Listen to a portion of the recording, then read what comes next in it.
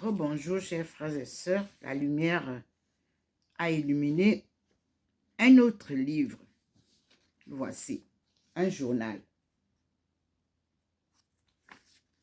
Un journal publié en janvier 2006.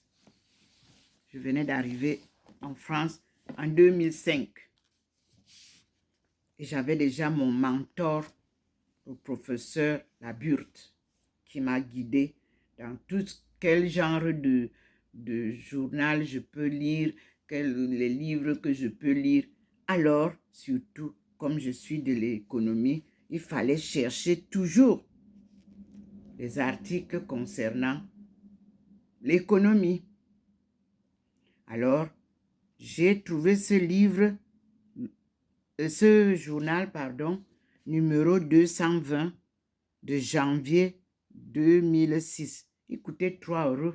Vous savez que moi, je n'avais pas assez d'argent, donc je ne pouvais acheter que des choses qui ne sont pas très chères. Voici le livre, le journal. Pour les droits d'auteur, c'est Enjeu, les Échos, le mensuel de l'économie. La question, c'est pourquoi les économistes se trompent presque toujours. Stress au travail, la faute du manager. Thomson, le pari flou du numérique. Le pari flou du numérique. Mais notre question importante, c'est pourquoi les économistes se trompent. Frères et sœurs, aujourd'hui n'est pas l'objet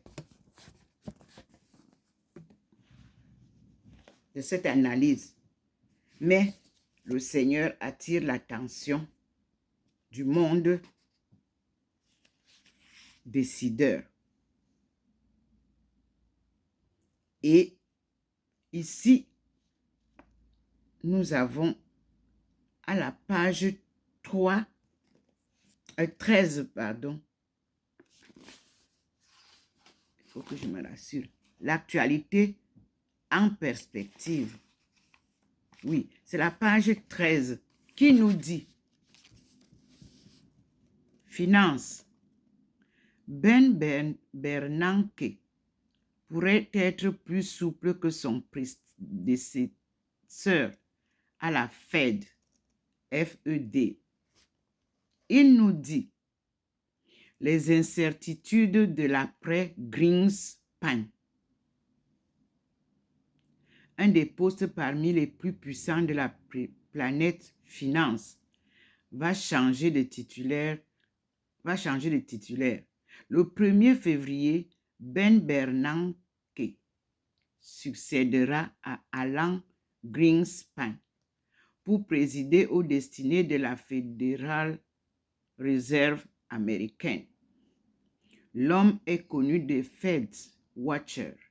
Il fut de 2003 à 2005 l'un des 7 governors en charge de définir sous la houlette d'Alan Greenspan la politique monétaire du gendarme new-yorkais, qui, à partir de juin 2005, président du Council of Economic Advisors auprès de George W. Bush à la Maison-Blanche. Sa venue à la tête de la Fed n'en introduit pas moins un élément supplémentaire d'incertitude pour les marchés en 2006. Une question agite en effet les investisseurs du monde entier. 2 points. Ben Bernanke poursuivra-t-il la politique menée depuis 18 mois par son prédécesseur, persévérant dans la voie d'un resserrement de la politique du crédit aux États-Unis depuis juin 2004? aux États-Unis, entre parenthèses, depuis 2 juin 2004, les taux ont augmenté de 13 fois consécutives à 4,25%. C'est la question qu'on pose. S'il va continuer, s'il va persévérer dans la voie d'un resserrement de la politique du crédit aux États-Unis.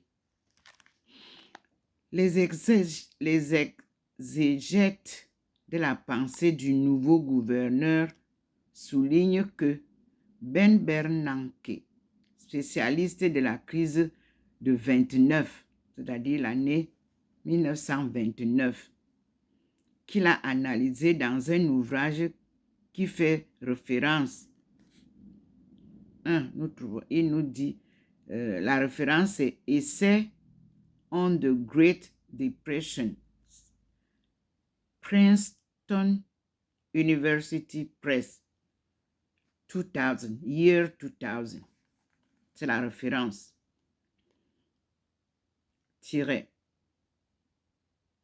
Critiqua l'utilisation que fit Alan Greenspan de la politique monétaire pour contrer, entre guillemets, l'exubérance irrationnelle des marchés, fermez les guillemets, et calmer la bulle des actifs, exprimant sa préférence pour une action fondée sur une politique de transparence associée à un objectif d'inflation sous-jacente, entre parenthèses, hors prix des produits alimentaires et de l'énergie, fermez la parenthèse, qu'il situait volontiers entre 1 et 2%. Si donc dans les mois qui viennent, entre guillemets, le corps inflation, fermez les guillemets, tourne toujours autour de 2% et que la seule inflation est celle des actifs, il n'est pas dit que Ben Bernanke fasse preuve de la même rigueur monétaire que son prédécesseur. D'autant qu'Alain Greenspan a lui-même ouvert la voie à une pause dans la hausse des taux d'intérêt en annonçant le 13 décembre dernier, c'est-à-dire 2005, le 13 décembre 2005, le relèvement à 4,25% du taux des fonds fédéraux. Le communiqué du gendarme monétaire n'évoquait notamment plus le caractère encore, entre guillemets, accommodant. Autrement dit, stimulant pour l'économie, entre parenthèses, de la politique monétaire, façon de laisser entendre qu'une certaine neutralité de la politique monétaire, ni restrictive, ni accommodante, était à portée de main.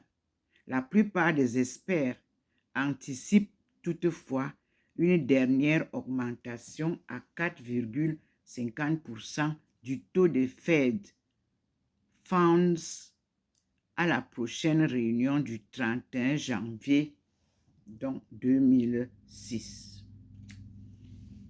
Signé M.P.V.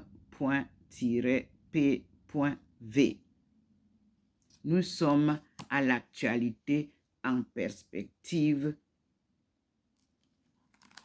des enjeux économiques.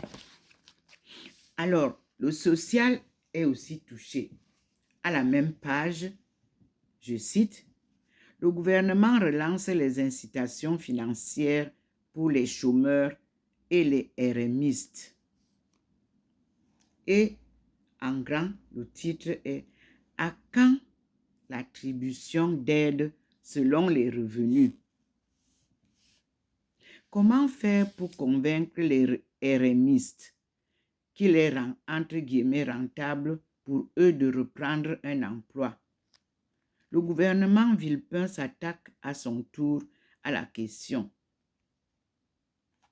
Depuis le 1er janvier, donc 2006, la prime pour l'emploi PPE versée au bas salaire est sensiblement augmentée.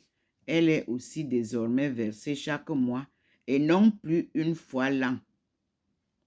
2 dispositions censées accroître pour les chômeurs l'intérêt financier d'un retour à l'emploi qui reste le plus souvent symbolique aujourd'hui. Ainsi, un célibataire sans enfant qui passe du RMI à un mi-temps au SMIC ne gagnait entre guillemets l'an dernier que 72 euros de plus par mois. Et le faible écart entre le RMI et le nombre de salaires à temps partiel n'est pas seul en cause. Car le retour à l'emploi s'accompagne aussi de la perte de nombreuses aides annexes. Certes, les exonérations de taxes d'habitation et de redevances télé sont attribuées depuis 2005 en fonction du revenu. Mais la prime de Noël, par exemple, reste versée aux seuls RMistes et chômeurs en fin de droit. Tant pis pour les working powers, entre guillemets, aux revenus à peine supérieurs. À cela viennent s'ajouter les mesures décidées par les villes, les départements et les régions. 2. Gratuité des transports en commun, des crèches municipales. ... Autant de coups de pouce qui disparaissent avec la perte du statut de chômeur, ce qui diminue d'autant l'intérêt matériel à quitter les listings de l'ANPE. Si la réforme de la PPE va dans le bon sens, le combat suivant doit être mené au niveau local. Il ne s'agit évidemment pas de priver d'aide les plus démunis, mais d'attribuer celle-ci sur les critères des revenus. Un authentique casse-tête pour les services concernés, mais aussi un pas décisif dans la lutte contre, entre guillemets, les trappes à pauvreté. Signé L.S. Nous sommes à la page 13.